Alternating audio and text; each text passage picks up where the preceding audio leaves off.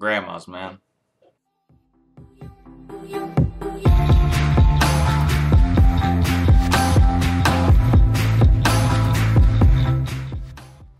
Okay, so basically, like, why do I always say that? Basically, like, why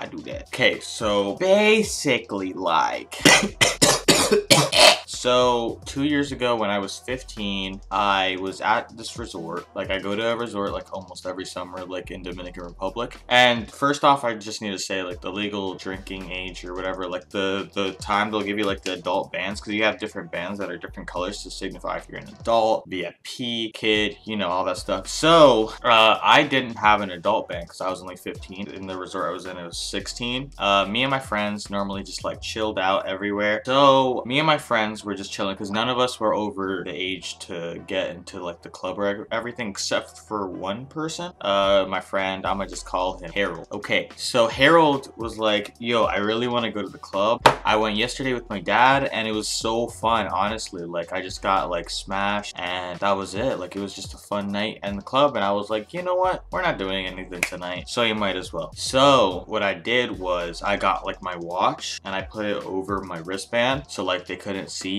what I had. Walking to the way to the club, I saw this old lady, and she seemed like a nice little old lady, just like walking around. She wasn't in like a walker or anything, like she walked normal. She was just like 65, something like that. I think she was a grandma or something, but I held the door for her because, you know, gentlemen Somar, am I right? And she was just like, oh, thank you, buddy boy. Okay, she didn't sound that old, but she just said thank you. I was like, oh, no problem. No, don't worry about it. And then I just held the door for a couple more people. And then my friend kept walking because there was like a door. It was like a long corridor from the one door. And if you kept going forward, then it was a club. If you went to the right, it was a bathroom. Like, there's two bathrooms. Basically, like, the back of the bathroom had like another entrance to it, or like exit, but mostly for like staff or whatever. But if we walked back there, we could like walk around and go to the back of the club. So my one friend Harold went to the club like normal, because they probably would still see my band. I think they check your band before you go in, so we didn't want to risk anything. We got into the bathroom and like snuck out the way, and our friend Harold went and opened the back door, and we all got into this club. We were just casually doing our thing. I don't really drink, but I was just chilling because I just wanted to have fun. But everyone else was drinking, and I was at the bar with my friend Harold, and out of nowhere, I just get a smack on the butt and like full on grab on my butt. And like, I think this was like 30 minutes into it, I just feel it. So anyone who was in there before had a long time to fucking get smashed before like doing this to me. So I turn around and I just see the grandma from earlier just smiling and like wink and then walk away. It was the weirdest feeling I have ever had in my life. And just like, and she, like, I looked at her and like she was like stumbling when she walked, so I think she was just totally shit-faced. I don't know how you could get shit-faced so fast, but she probably drank so much so quick, because she really did look like she didn't look good. She was like, you know, just like normal stuff, sunlight.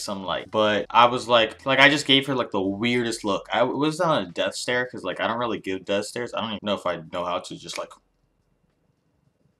but I just looked at her like.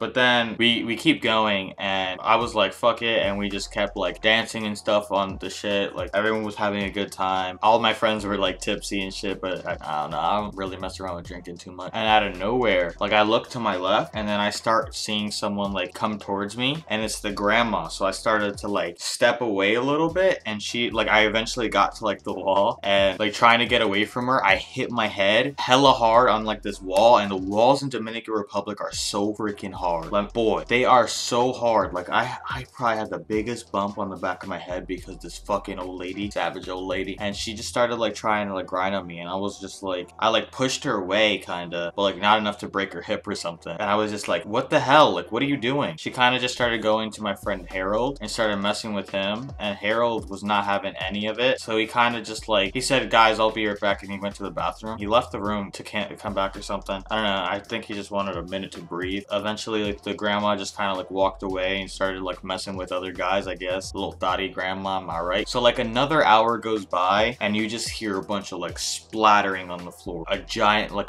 wrenching noise, and we look over, and of course it's the fucking grandma barfing all over the place. And eventually, like, she just fucking got like carried away. She started screaming at the top of her lungs, just being like, no, no, like because she wanted to stay or whatever, but she just fucking barfed everywhere. She basically ruined everyone's night, and she harassed the shit out of me and my friend Harold, and probably some other people too, because like she probably did it to like everyone. Basically, this is my story about how I got harassed by the most savage grandma in the world. And basically, guys, moral of the story is, if a grandma is messing with you, like as soon as you get to the bar, just rock her shit on sight. But in all seriousness, guys, if you enjoyed this video, please leave a like. Until next time, guys, see ya.